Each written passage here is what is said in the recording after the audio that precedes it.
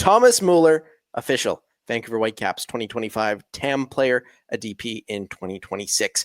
And the 13-time Bundesliga champion, the World Cup Golden Boot winner in 2010, the World Cup champion in 2014, is coming to BC Place. Fantastic signing for the Whitecaps. We were just talking about what this might bring to the league as a whole, and maybe the Whitecaps even on social media could bring up to 1 million followers as well. Just overall an exciting signing, a fantastic signing, and I think when we talk about promoting the game ahead of the World Cup, Thomas Müller is a pretty darn good way to do it.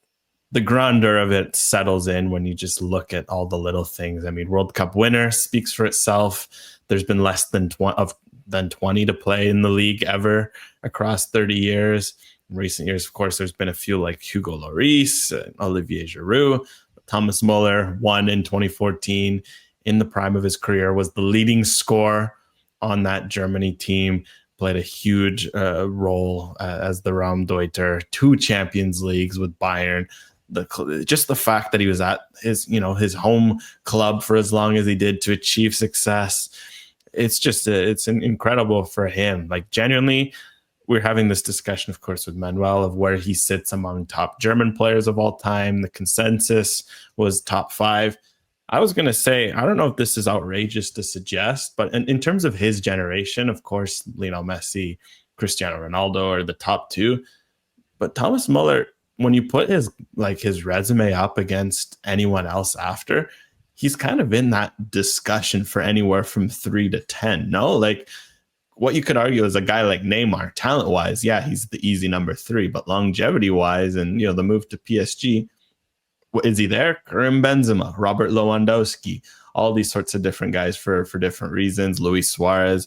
Feels like Thomas Müller has just as good of a resume to go up against any of them, just to get an idea of how big of a deal this is. So massive from that point. And of course, the good news is you're getting him on a team that could use him. You're dropping him into a team that's already very good and adding a smart, cerebral player. Like, this is just such a no-brainer for the Whitecaps because you get benefit on the field, which is what counts. Ultimately, this team wants and needs to win, but also you get some pretty good commercial opportunities on top of that. Yeah, I think when you look at a player like Thomas Müller, and you and I had spoken about it before, that this is a guy that is not going to hide from the responsibility of being a star player either. I think we see that from a lot of MLS players around when they come over in their sort of waning years of their career. They're not necessarily on the same team charters. They're not necessarily, being involved with the media. I think Lionel Messi, and that's an extreme example, but he's spoken to the media once since he arrived in Miami, outside of, sideline hits as he comes off the field. But I don't think that's going to be the case with Thomas Müller. I think when you look at the amount of Canadians that are on this Whitecaps team as well, he's going to be a player that is able to teach them a lot. And he comes in fit as well because he's been training in preseason with Bayern Munich. There were videos as soon as yesterday that Müller was there telling players where to go on the pitch. And I can only imagine, as one of his, Bayern, I guess you can call them teammates, former teammates now, of him saying, you go here, and them saying, well, you don't play here. Why would I listen to you? But Thomas Müller, of course, he's coming in fit. He has that respect. He's one of the most established players in Europe over the last 25 years. Just a fantastic signing all around. But I do wonder where he lands in this Whitecaps team as well, because he has a lot of versatility of positions, but it's not clear exactly where he falls in this team. If Thomas Müller tells you to go right wing, you go right wing. I think the only guy who's going to give it back to him might be Neuer or Kimmich, some of the guys who've been around for a long time. But for this Whitecaps team, there's a lot of places for him to go. My guess is they're going to obviously have to make a slight formation tweak, not a huge one. They don't necessarily play with the natural 10, like they've played a 4-3-3 where they've had, 10 players like Vite and Gald either play on the wing or play as one of the 8s. I think a move like this, especially with the departure of Vite, pushes them to more of a true 4-2-3-1, which is, pretty small formation change. On one wing will likely be like an Ali Ahmed, Jaden Nelson. Job will be to stretch the field.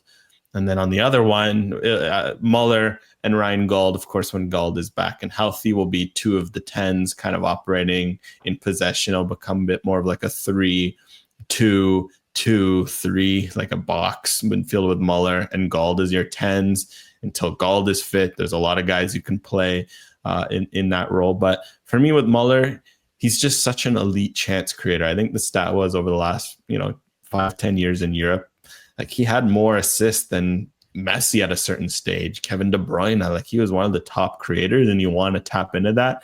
But also this Whitecaps team does need goals. Brian White scored a lot of them this year, but after that, Emmanuel Sabi's the next best option. He's been in and out of the lineup. Who knows if he'll have a starting role with Müller's arrival. They do need a consistent threat of goals. So hopefully Müller can find a bit of a second striker role where he's supporting White and feeding him the ball, but also maybe giving a bit of a different target for defenses to worry about, because Müller, we know, loves to kind of ghost, interpret space. He loves to do Raumdeuter things, and I think there's a lot of room for him to do that in this Whitecap system. Yeah, I think when I look at how the Whitecaps line up, I see it in that 4-2-3-1 as it most naturally. The back line, it's still Matthias Laborda, Bjorn Inge Udvik, although I think there could be a center back signing there, Tristan Blackman and Eddie Ocampo.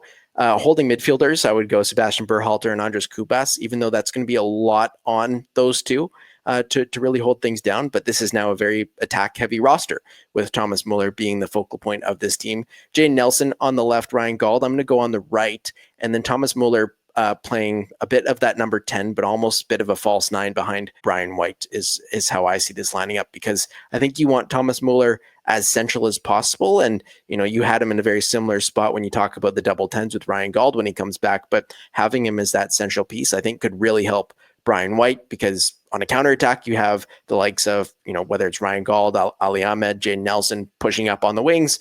Brian White is hanging in the box ready for those curled in crosses, and then Thomas Müller can be that late arriving midfielder, which I think would pay off, at least to start, with the Whitecaps when they are able to get him into the starting 11.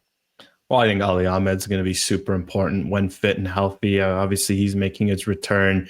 He brings a lot defensively, so him is someone to keep an eye on. Berhalter, Kubas, you mentioned the defensive solidity. Both are workhorses, and I think what's nice with Müller and Gauld, guys both work their butts off, so you're not going to have to worry about a lack of defensive commitment. Brian White's going to be pressing for the front. Again, I think that's another reason why this Müller signing is so good. He's not a guy who's going to come in and coast, collect a paycheck. As it was reported by, Manuel on our last show, like, part of the reason he's coming to here is because he had a call with Jesper Sorensen, and Jesper Sorensen's like, look, here's where I want you to play. Here's how you fit in this system. Here's how you're going to help us win. Müller, at the end of the day, he's a winner. He wants to go out and win. He's a competitive guy.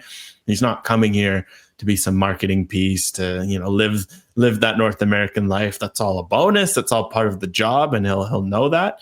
But ultimately, he wants to win, and I think his attitude will reflect that. And to that point, I think that this is why this is another good signing for the Whitecaps, because you can obviously bring in a star, but as we've seen in MLS, there's been some pretty disruptive stars, guys who've come in who haven't worked, because you mentioned off the top, the charters, they make so much more than their teammates, but they're not interacting.